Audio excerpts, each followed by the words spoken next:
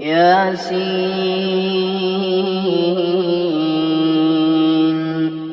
والقرآن الحكيم إنك لمن المرسلين على صراط مستقيم تنزيل العزيز الرحيم لتنذر قوما ما أنذر آباؤهم فهم غافلون لقد حق القول على أكثرهم فهم لا يؤمنون إنا جعلنا في أعناقهم أغلالا فهي إلى الأذقان فهم مقمحون إنا جعلنا في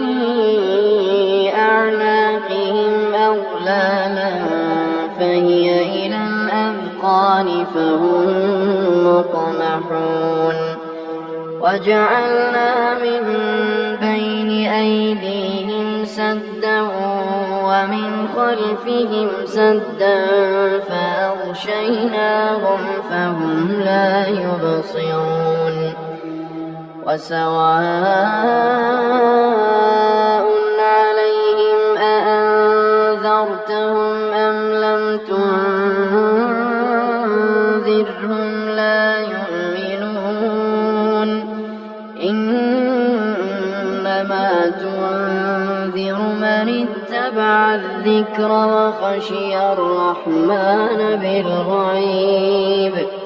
فبشره بمغفرة وأجر كريم إنا نحن نحيي الموتى ونكتب ما قدموا وآثارهم وكل شيء أحصيناه في إمام مبين واضرب لهم مثلا أصحاب القرية إذ جاءها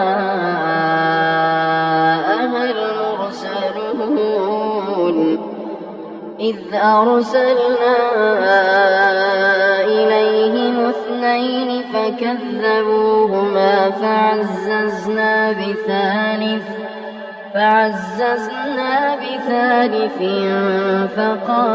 فقالوا إنا إليكم مرسلون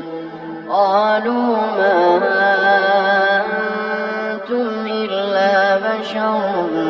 مثلنا وما أنزل الرحمن من شيء إن أنتم إلا تكذبون قالوا ربنا يعلم إنا إليكم لمرسلون وما علينا إلا البلاغ المبين قالوا إنا تطيرنا بكم لئن لم تنتهوا لنرجمنكم وليمسنكم منا عذاب أليم قالوا طائركم معكم أئن ذكرتم بل أنتم قوم مسرفون وجاء من أقصى المدينة رجل يسعى قال يا قوم اتبعوا المرسلين اتبعوا من لا يسألكم أجرا وهم مهتدون وما لي لا أعبد الذي فطرني وإليه ترجعون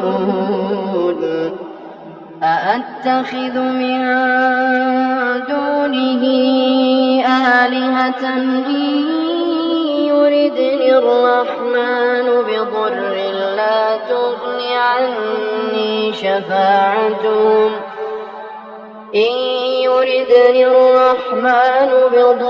لا تغن عني شفاعتهم شيئا ولا ينقذون إني إذا لفي ضلال مبين إني آمنت بربكم فاسمعون قيل ادخل الجنة قال يا ليت قومي يعلمون بما غفر لي ربي وجعلني من المكرمين وما أنزلنا على قومه من بعده من جند من السماء وما كنا منزلين إن كانت إلا صيحة واحدة فإذا هم خامدون يا حسرة على العباد ما يأتيهم من رسول إلا كانوا به يستهزئون ألم يروا كم أهلكنا قبلهم من القرون أنهم إليهم لا يرجعون وإن كل لما جميع لدينا محضرون وآية لهم الأرض الميتة أحييناها وأخرجنا منها حبا فمنه يأكلون وجعلنا فيها جنات من نخيل وأعناب وفجرنا فيها من العيون ليأكلوا من ثمره وما عملته أيديهم أفلا يشكرون سبحان الذي خلق الأزواج كلها مما تنبت الأرض ومن أنفسهم ومما لا يعلمون وآية لهم الليل نسلخ منه النهار فإذا هم مظلمون والشمس تجري لمستقر لها ذلك تقدير العزيز العليم والقمر قدرناه منازل حتى عاد كالعرجون القديم لا الشمس ينبغي لها